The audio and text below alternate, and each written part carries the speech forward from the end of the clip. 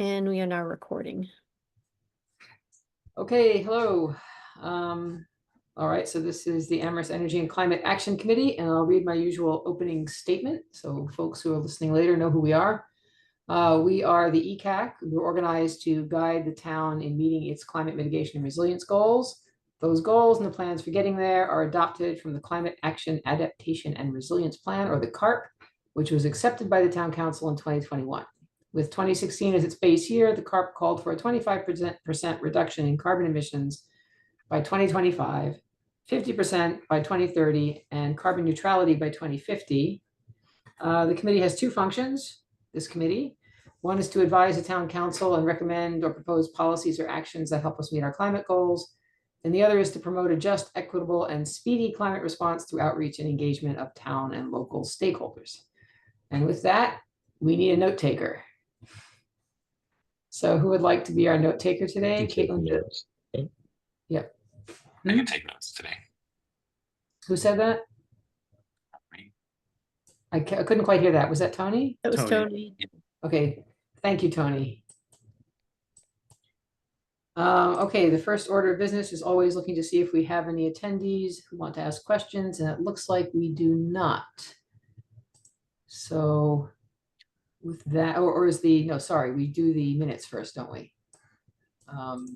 Right, we do the minutes first. Okay, so let's share the minutes. I have them here. I think that's them. There we go. Can everybody see the minutes? Did I share the right thing? Let me make it bigger. Yes, we can see them. Okay, I will make them bigger. If you do that. All right. So these were the minutes from last time.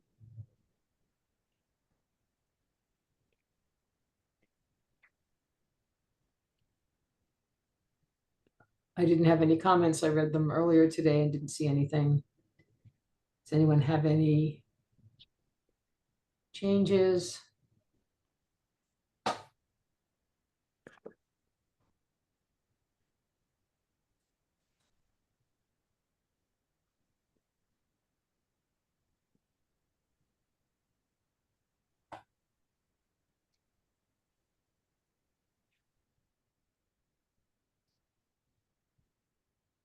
If I go too fast or too slow, slow me down, but I hope everybody's read these beforehand.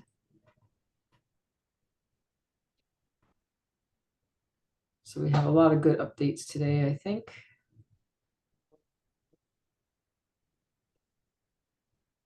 And if anybody would like to move that we accept the minutes as they are. Steve has so moved. Do we have a second? There we go. I moved to accept the minutes. Had to get Okay, my voice button on. And I think Don just seconded that, right? I did. Okay, I will stop sharing. Regular order. Goldner, Yes. Roof, Yes. Leining, Abstain. I wasn't here. Allison, Yes. McElrath. Yes. Okay, minutes are approved. Okay, cool. Moving right on. Do we have, looks like we do not have any attendees, so no public comment. I don't have anything. The next thing on the agenda is waste related topics. I don't have anything to add except that I interestingly got I don't know if anyone else got this, but I got a USA recycling note today claiming that they were a local company, which I find a little hard to believe, and that they are now doing a 1-month free trial for picking up organics or picking up food waste. Oh. So I think somebody got wind of what was going on in Amherst. But I'm going to look into that a little bit more because I'm surprised. They as I said, I'm concerned because several years ago USA Recycling bought out all the local. We had 5 or 6 local companies that you could choose from, and now there is only one. And I thought their phone number was in Connecticut. So I'm a little surprised to hear they're in Hatfield, from the email they sent out today. So I'm a little, I'm a little confused about that. I'm pretty sure I call down to Hartford when I need help from them. So I don't quite know what's going on there. I could be wrong about that. I hope I'm wrong about that. Maybe I should have not said it during a public meeting, but I will look into it and make a correction next time if I have that wrong. But I found it interesting that they would send this email out now that there's a movement in town to get a municipal provider, someone contracted by the town. All right, at any rate, I don't have anything else on that. Does anyone else have anything on waste-related topics? The next topic is an overview of the climate bill and the SMART program update. And I have to apologize for not sending out the links, but Laura sent out a link with an article summarizing some of the things in the climate bill today. So go ahead, Steve and Don.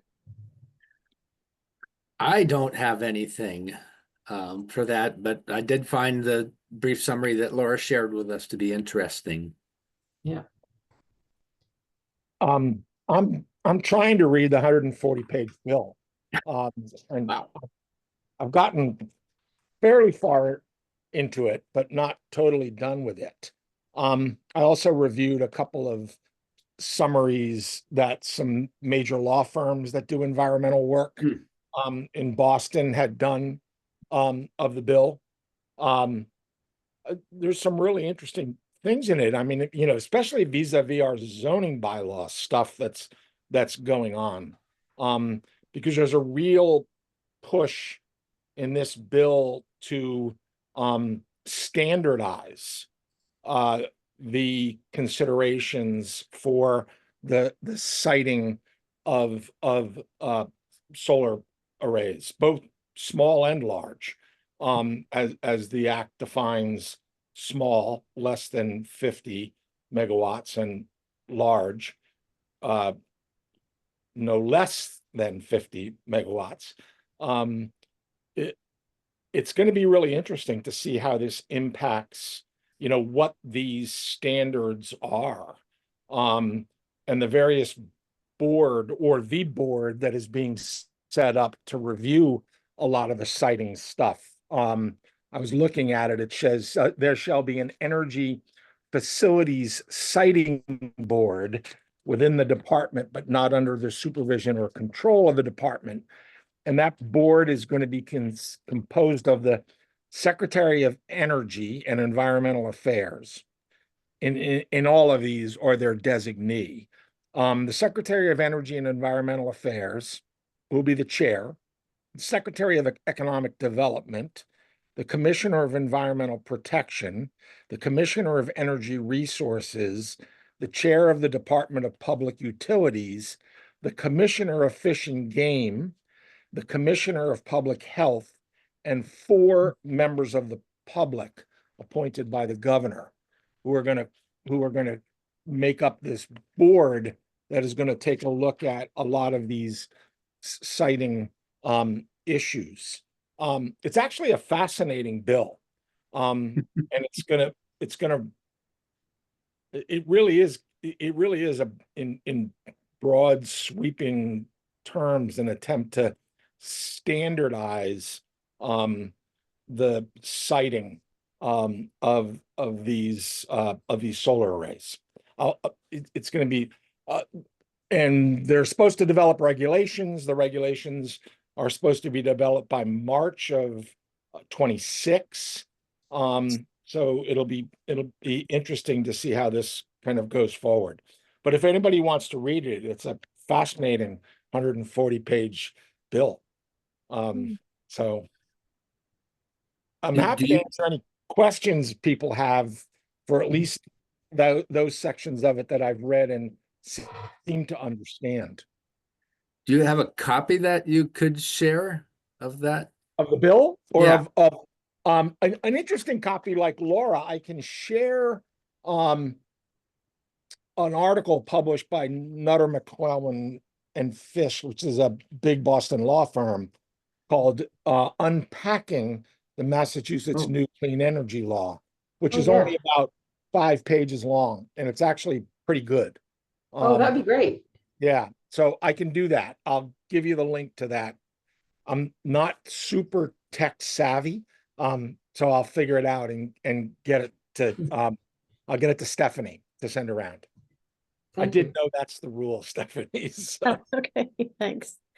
So Don, it sounds like any rule that the town of Amherst would have to follow would be after March of 2026, once the rules are established, and I presume they have to Yeah. get adopted. yeah, whatever. And they're streamlining the whole process for making these applications. It's going to be a consolidated application. Right. I mean, if you read it carefully, it takes into effect a lot of the issues that our zoning bylaw committee dealt with, but the idea is to standardize what are the factors relating to the public health, the public good, the public welfare that are supposed to, kind of be the considerations for the decisions, the board's decisions on any application. And certainly, protecting woodlands, but it's a law, so it always says to the extent practicable, at the end of it. But it's a really comprehensive bill. It really is. I was just trying to look at some of the things really quickly. Some of these bullet points from Nutter McClellan. It requires the Department of Public Utilities and the Energy's Facilities Siting Board, which is this board I just talked to you about, to streamline the siting and permitting of clean energy infrastructure facilities by local governments by creating a common standard application, a uniform set of baseline public health, safety, environmental, and other standards that apply to the issuance of a consolidated permit, uniform pre-filing requirements, and standards for applying site suitability guidance, among other measures. It transfers a bunch of authority to the this board.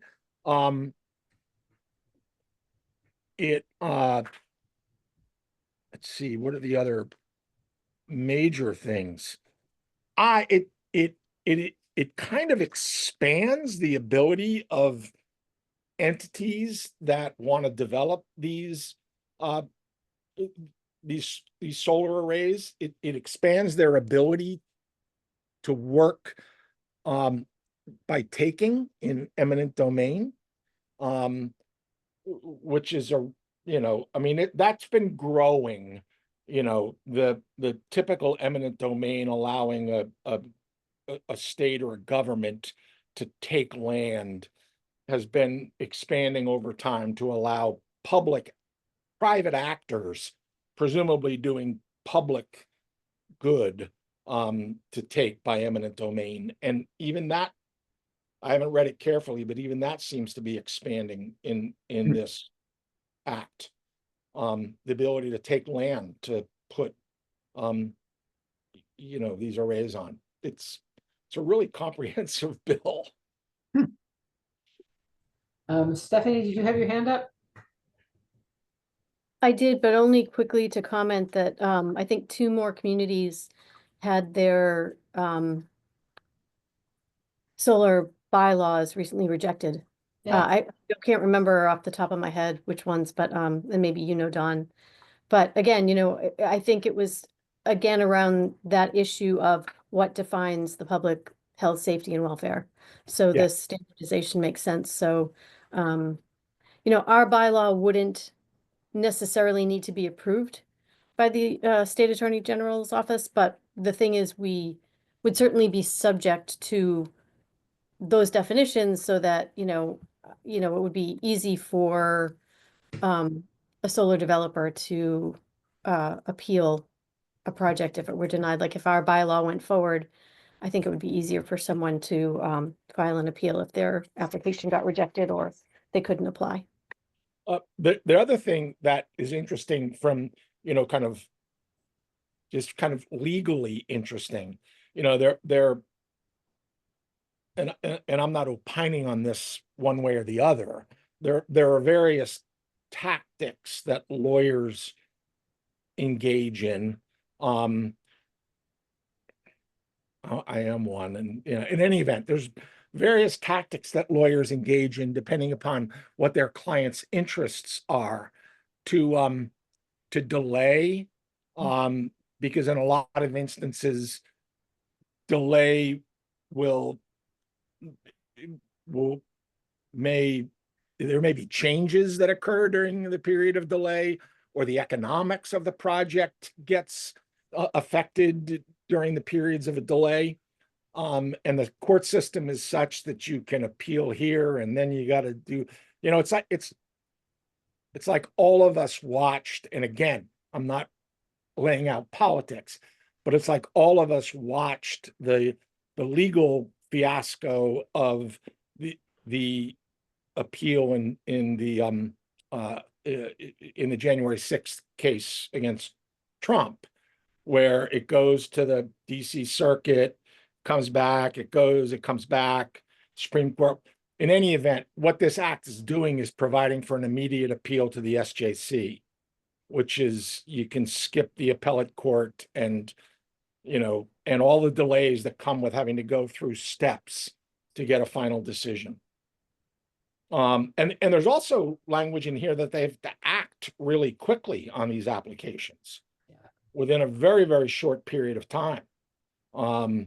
Again, this idea of not getting these applications bogged down in procedure. It's going to change a lot. And I think you're right, Stefan. Come March of 2026, whatever words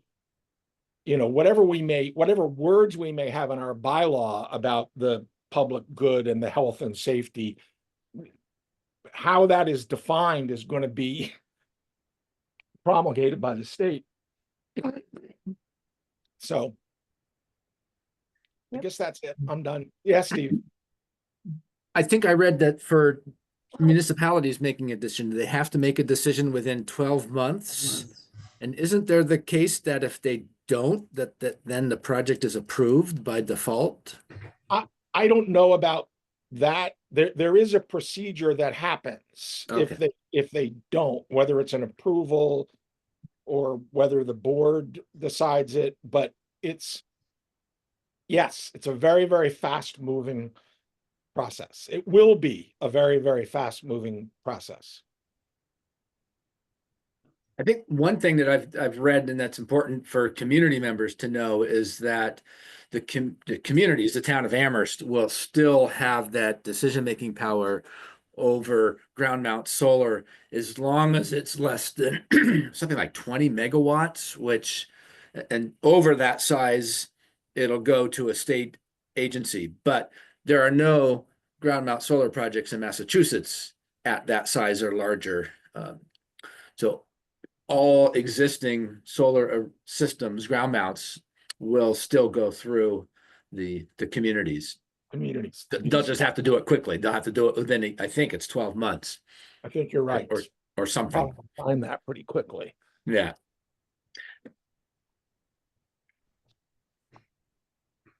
So I don't think it's related to the bill. I'm not sure, but there was another thing that came across my desk just today, which is that there's a new DPU order that allows residential photovoltaic systems up to 25 kilowatts using the simplest permitting process, which is apparently a step up. So that came through the Zero Carbon Massachusetts listserv. You know, is that designed to speed up the permitting process for speed it up, and also allow more? Apparently there's an increase. It's an increase from what had been a 10 kilowatt order limit, and also you're allowed more than one. Where did I see that? Oh, where did it go? More than one net metering. Oh. Where'd it go? I was just looking at it and now I've lost it. should I- Yeah, And more than one net metering facility on each parcel of land. Which is interesting. yeah, so that will benefit like condo owners. Yeah. That might be behind a single main meter, but there's a bunch of sub meters. I think in the past, individuals were not able to take advantage of net metering. Only one could behind the main meter for the whole condo. So that's interesting. That's good. Yeah, they're really trying to, there's gonna be, speaking of us, there's gonna be a dashboard. DPU is gonna maintain a real-time clean energy infrastructure online dashboard to track applications. So yeah, and you're absolutely right, Steve. This what they define as smaller clean energy applications, the town has 12 months after the receipt of a complete application. And for large ones, it's 15 months after receipt. And the town has only 30 days to tell you whether your application is complete or not. So they can't sit on it. The whole thing is moving this thing forward fast. Good. All right, any more questions or comments on that topic? Yes, my only thought is that I think, with the town, we need to learn more somehow about this and decide whether the town bylaw is going to be sort of wiped away once this new state law takes effect. Yeah. And I don't know if that will be the case or if the town will still be able to have its bylaw or not, but that seems like an important question, particularly for the town council. Before putting any more effort into writing one. Yeah, Right. I just wanted to jump in and say that the CRC and planning department and staff are fully aware of this. And so I think, we've partly been waiting and wondering what was coming out and how this was going to impact. So I think there's a lot of, we're also, we do have our town council with an S, legal guidance. So anything we develop has to go through legal counsel review anyway. So, we would fully get feedback one way or the other about whatever we draft. Nice. All right, with that, we're into our education and outreach part of the agenda. Don, anything more on PACE? No, Okay. Tony, anything more on coordination with local groups? How's that? Well, go ahead.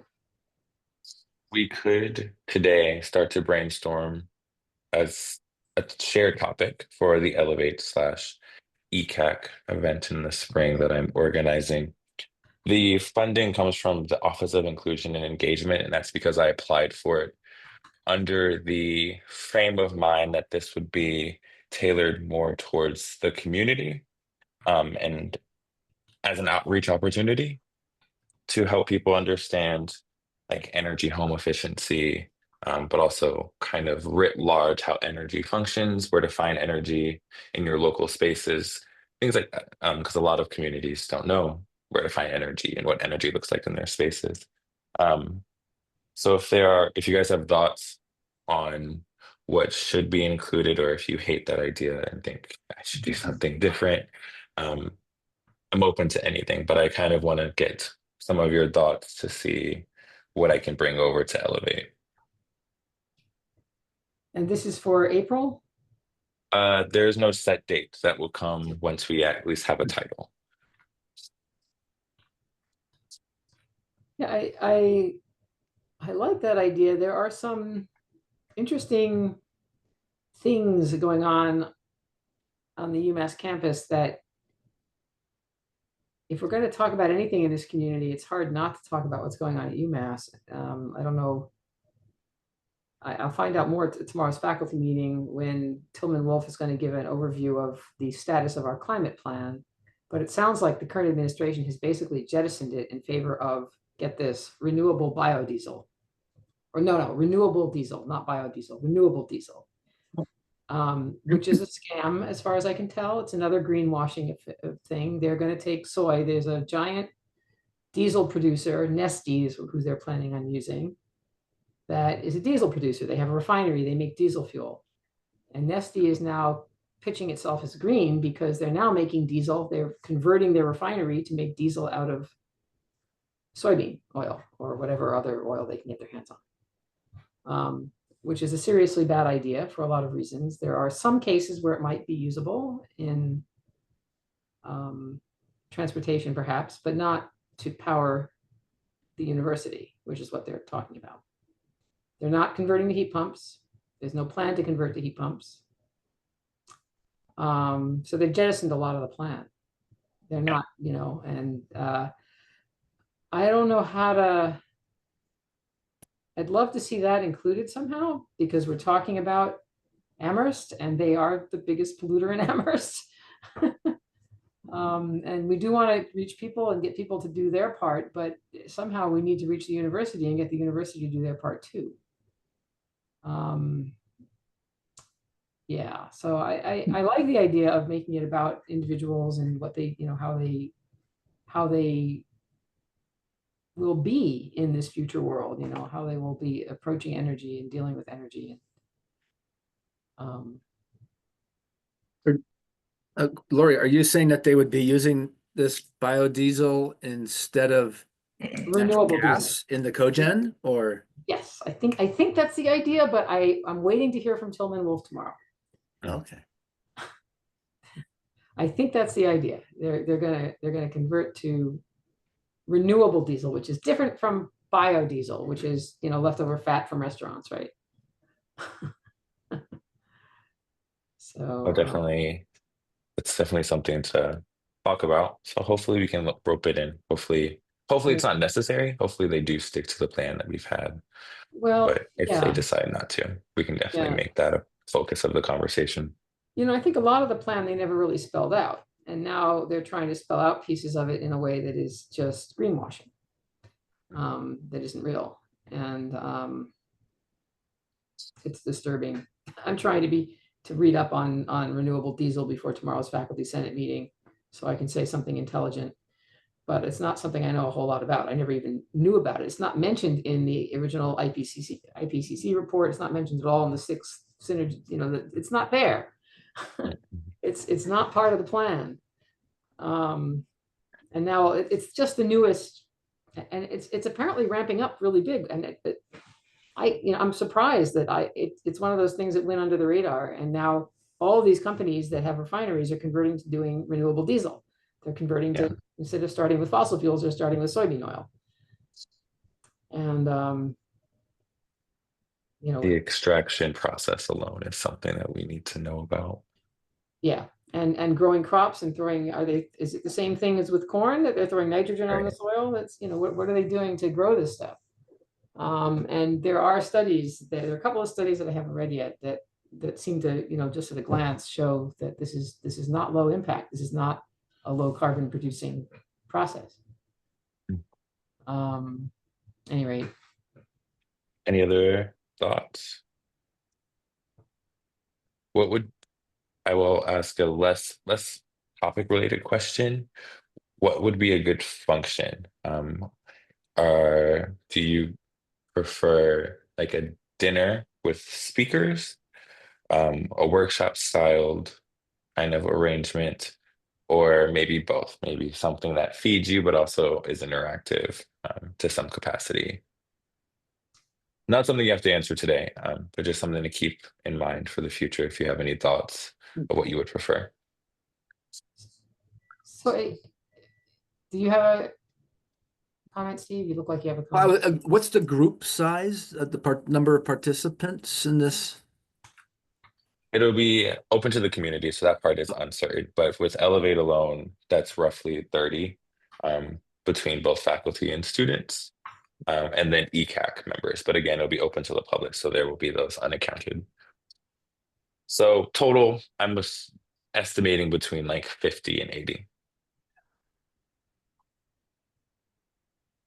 So it's going to be mostly community members then, the core of Elevate and ECAC, and then That is the goal.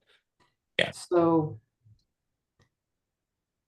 I don't know, maybe this is just the way I'm interacting with the world right now, but there are an awful lot of people who just want to talk to somebody about how to make their home green, and maybe a workshop format with, come talk to somebody, Mm. here's someone who can tell you about EVs, here's someone who can tell you about, Yeah.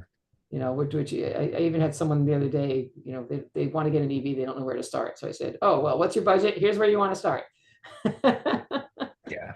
It's That been is kind neat to of do. what we've been discussing too on the Elevate side. Is a means to inform. Yeah. Otherwise, that's the only thing I have for outreach and local engagement. That's pretty big. That's pretty important. Yeah, I think some sort of format where people can come to ask their questions and get answers. So I don't know if that's a lunch with, they do in science, they do these little conferences where they have, I forget what they call them. It's like you pop your poster down. Instead of having a poster or a talk, you just plop your computer down on a table, and anybody who wants to hear what you have to say comes to you. And there's coffee and snacks and stuff, and people walk around from table to table. Maybe something along those lines. You want to know about heat pumps? Let's go over here. You want to know about EVs? Let's go over here. Are you a condo owner? Are you a renter? What do you want to know? What do you want to know? Here are some answers. Who has their hand up? Stephanie, go ahead. I'm just wondering, Tony, because people, probably weren't really prepared to think about this so much, but it's an important topic, I think. This is a community event like this really deserves, I think, more Yep. thought. So maybe we can put this on the agenda for next time as a separate item, so everyone can maybe come prepared with 2 ideas Absolutely. to That give sounds it, fantastic. do it something like that. So, Yep. because I'd like to maybe think about it a little too and think of some things. I can provide a structured outline that we've been doing with Elevate, so you guys can fill that in yourselves as well to help formulate those thoughts. That'd be great. So if you send it to me, I'll just get it out to everybody. Great.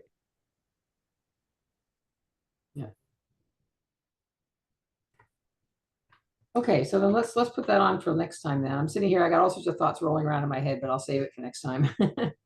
Give everyone a chance.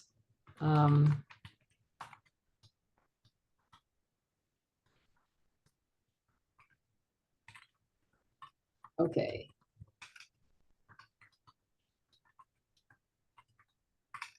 All right, so next, and if there's nothing, oh, Stephanie, you have something else? We're just in, okay, all right. Then what's next? Heat pumps. I don't have anything else, so I will bump that over to Stephanie. You want to give us an update now or later? I could do it now because I really don't have one more than last time, which is just that, again, CET is still working. We have a meeting our next meeting is on the 16th. They may have a little something for me then, but again, it's like by the end of the month is when they plan on having a draft of something. So means we won't hear about it till after, but we are interested in putting something on the agenda for the second meeting in January, where they would present it to the ECAC members. So, just want to make sure that we get that on the agenda for the second meeting in January. Okay, good.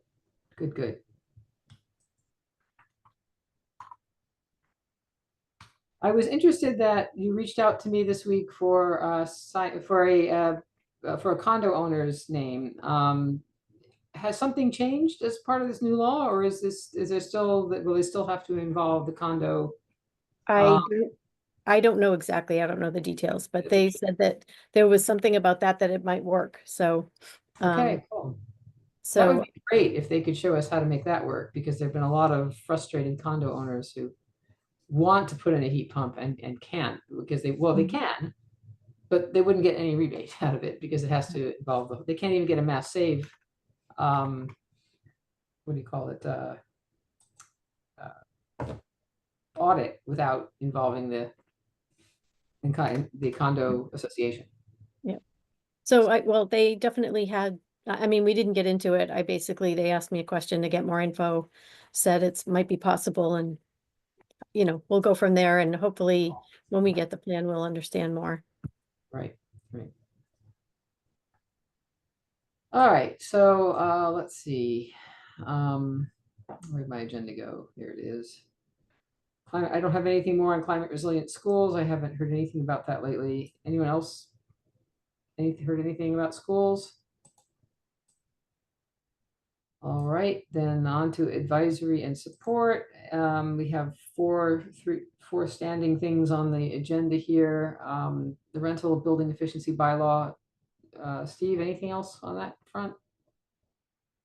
No, not yet. There's another meeting coming up next week, I think.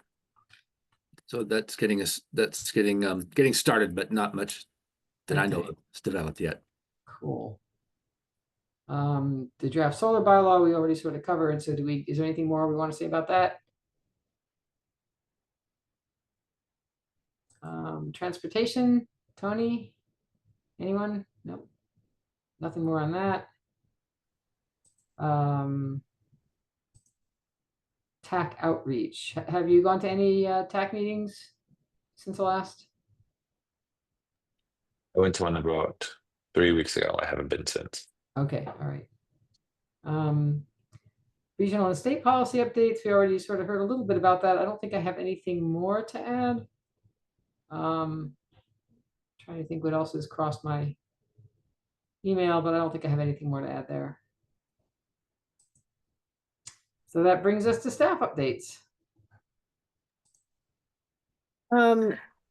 Just a couple of quick things. One is I had reached out to you all to make sure that no one showed up for the town council meeting on Monday in support of the application for the community climate leader program. So it turns out that we don't have to get the adoption by the council and the school committee. It needs to only be adopted by, and this is, I'm sorry, the decarbonization roadmap and the zero emission vehicle policy. Those two items need to be adopted by the town manager and the school superintendent. So I slowed things down on the roadmap a little bit, but again, it's a living document, so I won't be running it by everybody because it will get reviewed and be updated. It's supposed to be updated annually. And it's pretty general, honestly. There's, specific buildings that are identified, but those are also buildings that the town is targeting. So, they're kind of, there is a roadmap proceeding for some of the town's buildings. So it's just consistent with that. So, once that's finalized, I will get you those materials just so you can see them, the zero emission vehicle policy. And again, they just need adoption by the town manager and the superintendent of schools. The application for the designation is December 31st. So I anticipate that I will have everything ready, if all things go well with the adoption of those two items from each entity. Then, we should have everything else is kind of, we're already in compliance with for designation. So, I'm hopeful about that. I did have an interview regarding the Community First Partnership for an Energy Advocate. That's the Mass Save program effort. So, I don't know, but the questions had to do with the budget that we proposed for paying the advocate. It was interesting because the minimum hourly rate is suggested at $30 an hour, and it's at a minimum of $30 an hour. And I reached out to HR, and in trying to sort of find out where this position would sit, we can't just randomly make up, rates and positions and, so we had to sort of figure out where that position would be in an existing framework for town municipal employees, and the rate, it just happened, came out to be like $35.15 an hour, and it would be for 25 hours a week. This would be with, I was proposing that be with benefits, and it was interesting that they were sort of questioning some of that, and I thought, well, my response was quite honest. I said, well, I thought the idea was that you wanted something to be more like a sustainable position for somebody that would include benefits. So, I feel like if they approve it and, I think hopefully they will approve the rate, the hourly rate as well as the benefit structure that we outlined, it would be a really great position for somebody who had at least some experience as a part-time job, 25 hours a week. So I'm hopeful. I don't know yet, but I will hear. And as soon as I do, I will let you all know. Um, and then the other thing is that I attended a listening session about decarbonization and the DP review of Mass Save and how they were looking at potentially restructuring things. There was another listening session tonight, but I think it conflicts with our meeting. So, but I do have slides from it. I didn't want to include it in the packet. I'm just going to send them to you separately after this meeting. And again, I can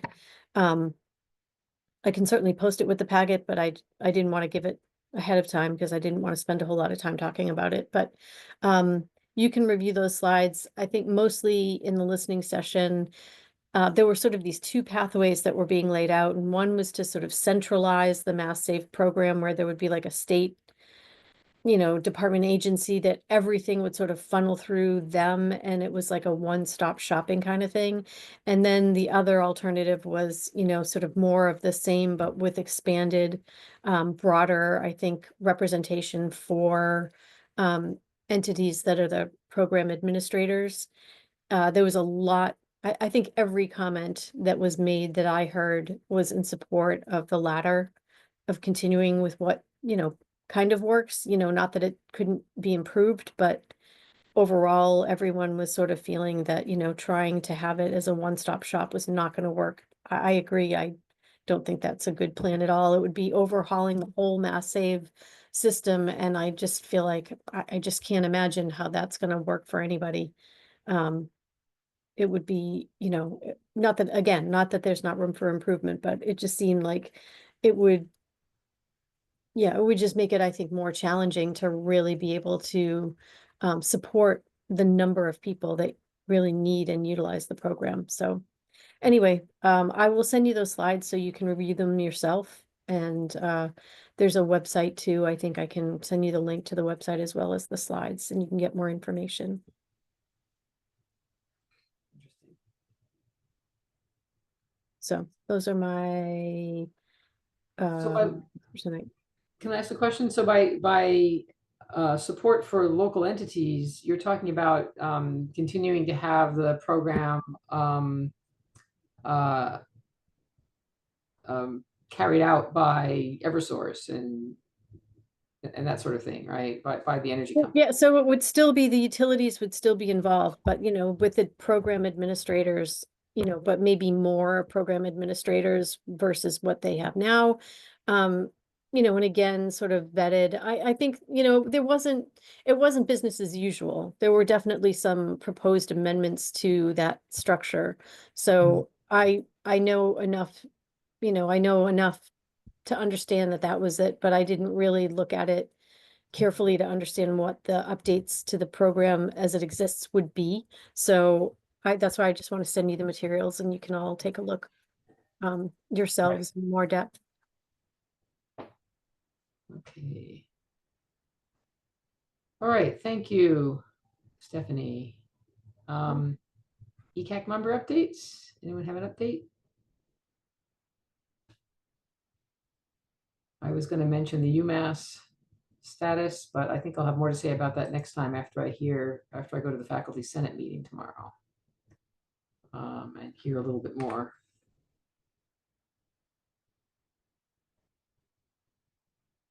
If nothing else, I think we had a couple of items for the next agenda, including Tony's suggestion to talk about, everyone should think a little bit about what could be included in this workshop, in this community event between ECAC and Elevate and community members. And then we also had a item for the second week in January. We'll get to hear about the heat pump program. And otherwise, I think it's just the usual agenda next week. So Andrew, if you have anything, if anyone, but I think especially for new members, I'm sorry, Caitlin's not here. I would say the same thing.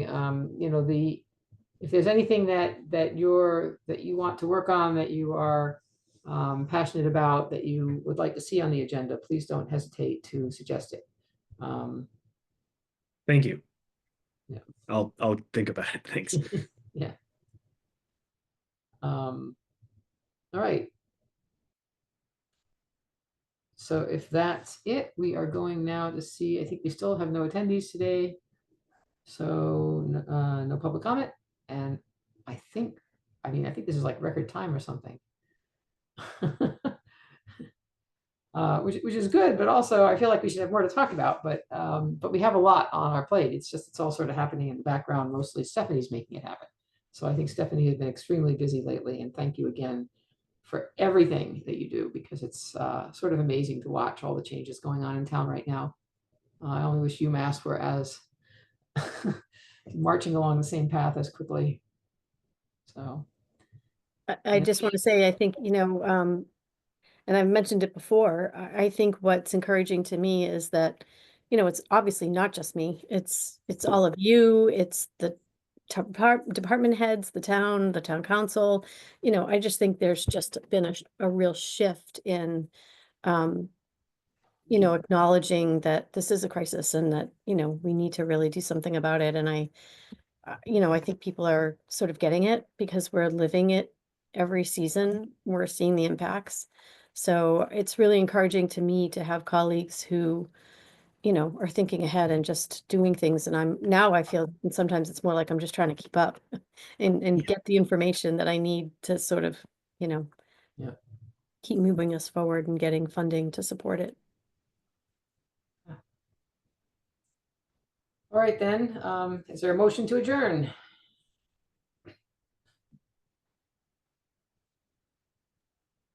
And motion to Everybody wants- adjourn.